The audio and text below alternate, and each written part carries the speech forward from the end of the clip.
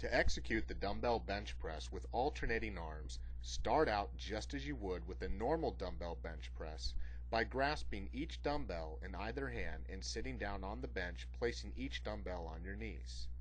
Now as you lay back, use your knees to help position the dumbbells as you lay backward onto the bench.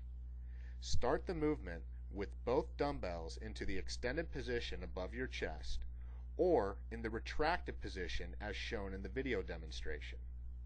Lower down with one arm keeping the other dumbbell in the starting position. Slowly lower down just parallel to the chest and press firmly back up, squeezing your chest as you return.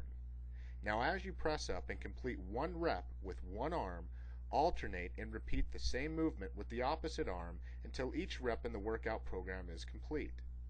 The benefit of executing alternating dumbbell bench press is to help with improper imbalances that could occur in the body due to bilateral training. Executing unilateral or alternating movements such as this could help significantly in breaking through plateaus with certain exercises.